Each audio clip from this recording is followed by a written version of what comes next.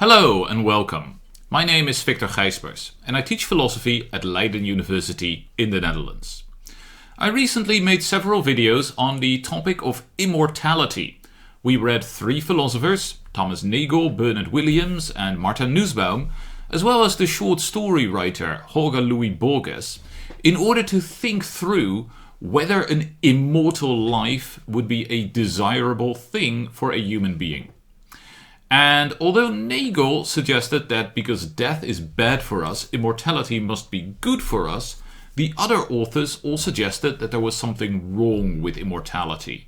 So Bernard Williams told us that immortality would involve incredible boredom or a loss of personal identity. And we saw theses like that in Borges and Nussbaum. Now, all of these authors were talking about life on Earth, and in this video I want to take a look at an article that adopts the arguments and to a certain extent extends the arguments that we find in authors like Bernard Williams, but then not about life on Earth, but about the eternal life promised in religion. It is the article called The Problem of Heaven, published in 2011 by the American philosopher Brian Ribeiro. So what Ribeiro is going to do in this article is he is going to argue for the claim that heaven cannot be a desirable thing for us, that it is not rational to desire to be in heaven. Well, we understand heaven as a life after this life that lasts eternally and that is somehow supposed to be good, right? But whether it is good is precisely the question that Ribeiro is going to ask and answer in this article. And he does that by setting up a trilemma. So there are three options according to him, and one of these three has to be true, and all of them imply that heaven cannot be desirable for us.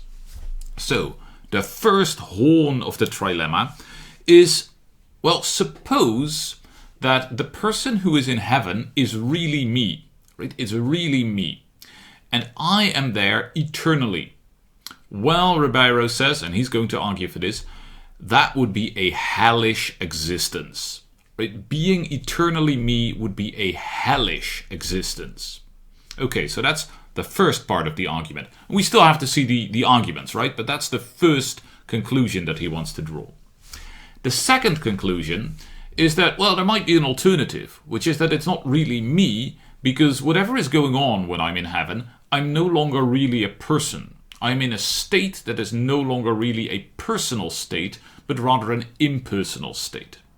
Well, if that is the case, Ribeiro says, then I have no reason to desire it.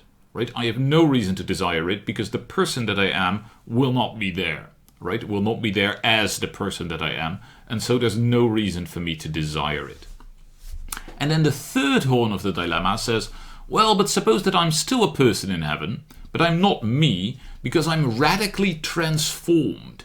I'm radically transformed into the kind of person who can enjoy an eternal afterlife.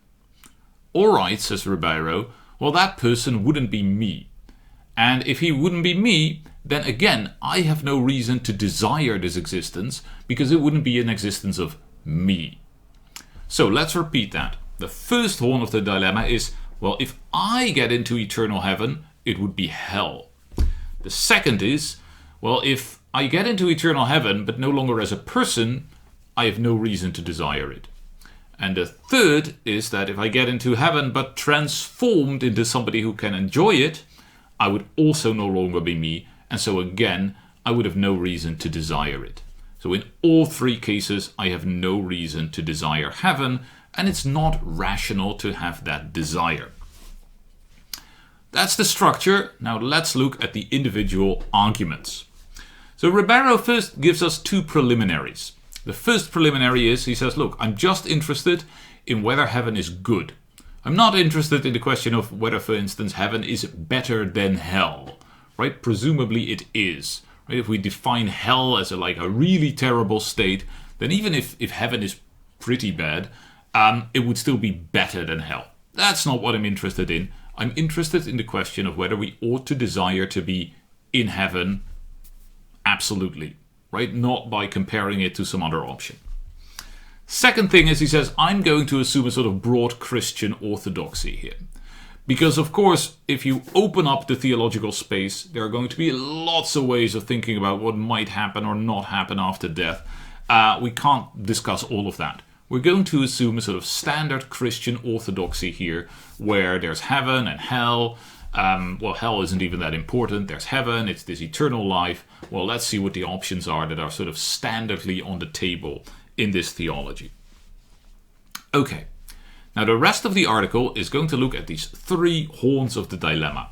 And so, first, Ribeiro wants to convince us that if I would be in heaven, it would be horrible, right? It would be hell. He amusingly starts out by quoting a couple of country songs, like country music songs, all of which say, oh, well, if there is no this and that in heaven, I don't want to go there. Where this and that is something that the singer is intimately familiar with, right? If there's no wine in heaven, I don't want to go there. If there are no cowboys in heaven, I don't want to go there. Apparently, when we think of heaven, right, if we want to think of it as something desirable, what we tend to do is we tend to project the things that we now find desirable here in our current life onto heaven, right? And we think of heaven as just an unending streak of the kind of good experiences that we already have now. But, Ribeiro says, there are at least two reasons to think that that can't be right? If we just take our earthly lives as we are living them right now, and we are sort of thinking of them as heaven, and therefore of me, the person who enjoys this kind of stuff, as being there in heaven, the transformation into eternity is going to change them in ways that make them hellish. For two reasons. Reason number one, if my life is eternal, all my choices become meaningless.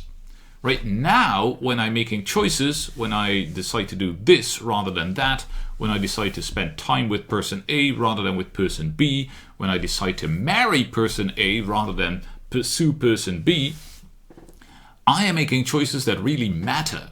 But because my life is finite, I can only do so much stuff. I only have so much time and energy and attention. So if I choose to dedicate myself to something, that's a real choice, right? It's a real meaningful choice that makes me into a particular kind of person, or even into a particular person. And all of that, right, that entire element of choice and meaning is gone when my life is eternal. As Borges pointed out in his story, The Immortal, in an eternal life, everybody is going to do everything, right? And so it doesn't really matter what you do anymore. You don't even really have any reason to do it now rather than some other time, and you're gonna end up doing everything anyway, right? That might make life seem pretty meaningless. Now, perhaps even more importantly, the second reason that continued, eternal existence of me would be hellish, is that, Ribeiro suggests, there are no pleasures that we have in this life that we would still find pleasurable if they were continued indefinitely, eternally, for an infinite amount of time. Right? Take something that you really like. Maybe you really like playing a particular computer game. Now, if somebody tells you that you're going to have to play that computer game for 1,000,000 years, well, that doesn't sound so great. And if somebody tells you that you have to play that computer game for 1,000,000 years, and then you will still have as much time left as before, because after all, the time left to you is still infinite, you might start to wonder whether this is, in any sense, a desirable situation. Now, of course, nobody is claiming that you can only do one thing in heaven, right? You can probably mix things up. You can maybe have good food or good drink, great conversations, read some good books, play this computer game, have wonderful sex, and so on and so forth.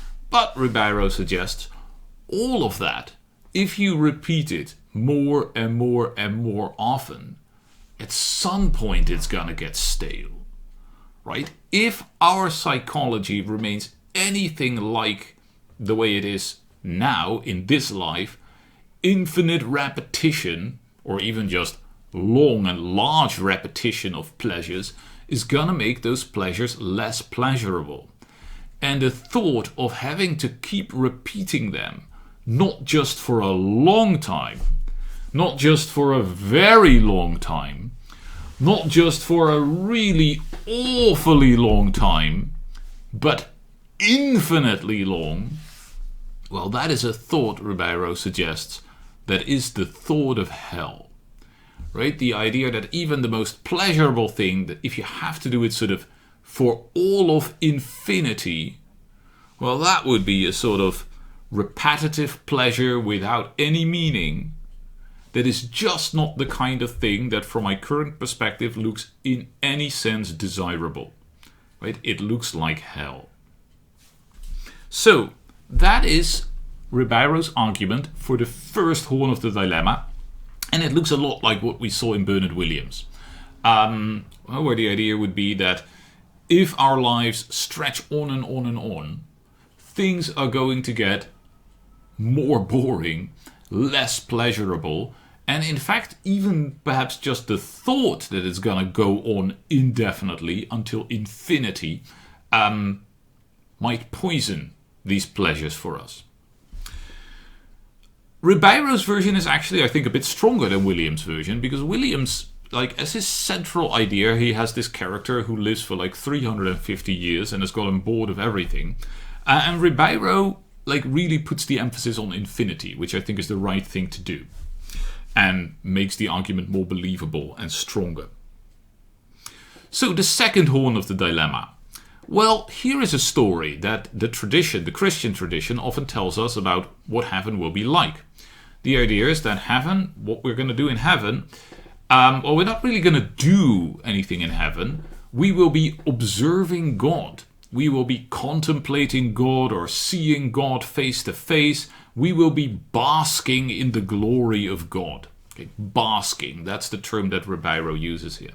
And this is supposed to be a very pleasurable experience, or maybe a very valuable experience, basking in the glory and goodness of God. Okay, Ribeiro says, well, one problem with this is that it's fairly unclear what it would be like and why it would be sort of good for us or pleasurable for us or something that we should desire. But, let's bracket that. This just doesn't seem like a very personal state, right? If I am completely absorbed in the thought or experience of God, I'm not really being me. And there's just this overwhelming experience and absorption in the thought of God.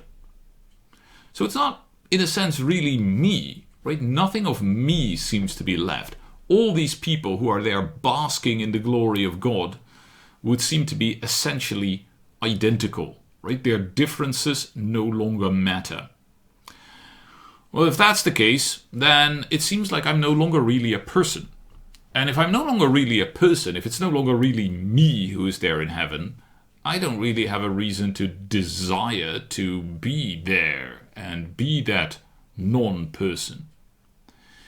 And Ribeiro frames this as a bit of a dilemma. Right? Either the basking in God is so absorbing that there's nothing of me left, or it's not so absorbing and there's still me left with my normal thoughts and feelings and projects and activities, but then we get back to the first horn, right? And we have to wonder, well, what am I doing that's going to be fun and fulfilling for all of eternity? So either there's complete absorption and I'm no longer a person, or there's only partial absorption, and we're back at the question of horn 1, right? How am I going to live an eternal life without it being hell? So that brings us to the third dilemma, third horn of the dilemma. Maybe what I need in order to enjoy heaven is I need to change, right? I need to become a different kind of person. And in fact, this is a pretty standard story of what happens when you go to heaven, because presumably a lot of what is true of you right now is no longer going to be true once you go to heaven. Right now, maybe you are prone to anger, and there are all kinds of people that you hate, and you are weak-willed, and you lose yourself in shameful pleasures and so on and so forth. Well, you're not going to do that in heaven, right? In fact, you're not even going to desire that in heaven, because otherwise it wouldn't be very heavenly. Right? If you're in heaven and you really desire some shameful pleasures, but you can't get them because God is watching, that's not heaven. You're supposed to not have those desires anymore. So you need to change, right? You need to change, in fact, fairly radically. And because we have looked at horn 1 of the dilemma, we see that you have to, in fact, change even more radically than that, because you have to turn into the kind of person who can be infinitely happy, right? Happy for an infinite amount of time, pursuing these sort of purified pleasures.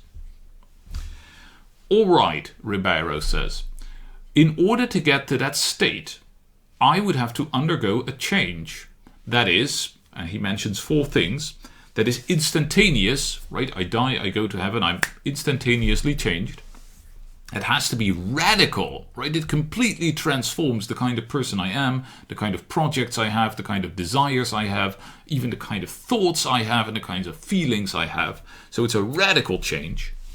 It is unmixed in the sense that it's not like there are good and evil aspects, or I get better at some things, worse at others. I'm like, it's totally towards the good. And it is directed from without, right? It's God doing it to me. Now, Ribeiro says, a change to my personality that is instantaneous, radical, unmixed, and comes from without, that doesn't seem to be the kind of change that leaves my personal identity intact. Right? It's like the kind of change that happens when you are banged on the head with a hammer and the resulting brain damage turns you into, let's say, some evil monster. I mean, are you still you after this instantaneous, radical, coming from without personality change? No.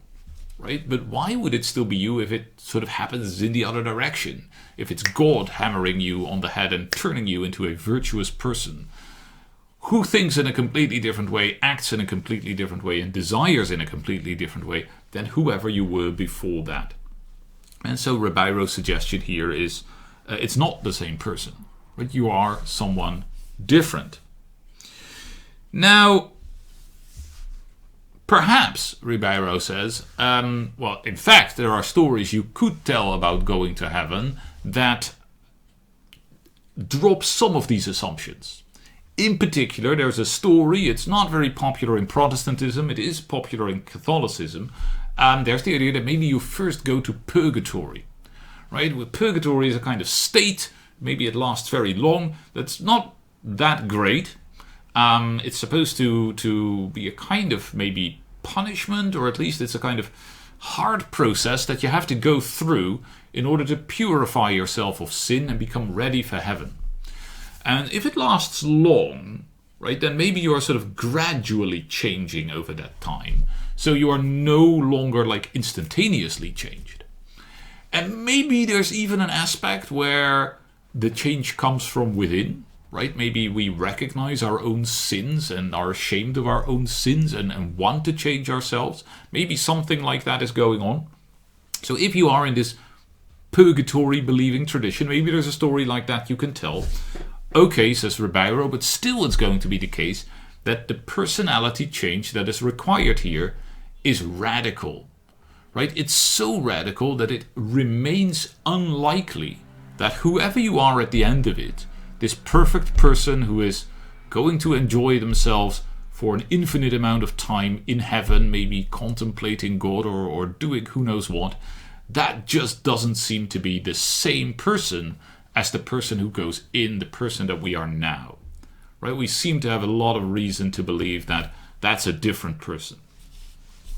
So, having set out these 3 horns of the trilemma, Ribeiro obviously draws the conclusion that all of those horns share, which is that heaven isn't desirable, right? Because either it's going to be hell if it's me who is in heaven forever, or it's just not going to be me, either because I am an impersonal contemplator of the divine infinity, or I have been changed into a completely different person whom we can't even really understand or conceive of from our current point of view. Well, where does that leave us? Well, obviously, one thing that Ribeiro has assumed at the beginning of the article is what he said, well, a sort of broad Christian orthodoxy. And if we drop that, there are other stories to tell. Or maybe we could even sort of embrace Ribeiro's story and say something like, well, here's a nice analogy. You know, of course, that caterpillars turn into butterflies, right? You have the caterpillar, which is actually, they can be really fun, cute creatures. But, you know, usually people aren't like that impressed by caterpillars. They are impressed by butterflies. So we have the caterpillar, which is this creature that is there just eating. And then it goes into a cocoon and it comes out as a beautiful butterfly. Right? And that might be the kind of transformation that you think of when you think of somebody going to heaven. They really change into a different kind of creature. Now, what is interesting about the biological process of a caterpillar turning into a butterfly is that it is radical. It's not just the caterpillar growing some wings. The caterpillar dissolves almost entirely. And then the butterfly is formed. It's really a new creature, right? It's not the same animal, you could say. It's really a new creature. This caterpillar has been eating in order to give birth to a creature who is not himself, but a butterfly. Well, that's an analogy we could use for, if Ribeiro is right, for going to heaven. Right? And it's not crazy to think that there could be a self-conscious caterpillar who thinks, well, I'm not going to go to heaven, but it's still good if this butterfly comes into existence. Right? I'm not going to be the butterfly, but it's still good if there is going to be a butterfly. And so we could be people who think, well, we can't go to heaven, but still it's good if this other person, this transformed version of me, gets into heaven. I suppose that is possible, but it would require a radical rethinking of theology, because like the message is always that it's you who is going to go to heaven. So you can embrace Ribeiro's arguments and still believe in heaven, and even I think still believe that it's desirable that there is a heaven and that there are people in heaven and so on and so forth, but you would have to give up on the idea that it is you who is going to heaven. Or, of course, you can try to attack one of the horns of Ribeiro's dilemma. One way to try to do that, which Ribeiro anticipates in his article, is to say something like, well, you know, we can't understand it, but heaven just is going to be great. And that's an option for which Ribeiro has very little patience. He says, look, if you are interested in thinking about and arguing about these religious ideas, then you have to actually think about it and argue about it. And saying, well, you know, I don't get it, I don't understand it, but it just is going to be good, that is giving up the game of argumentation and thinking. Right? That is just affirming the conclusion without having any reasons to believe that it's true. So, if you do want to have a philosophical position, or even, I suppose, a theological position, an argued, a rational position for this, you will have to do better than that.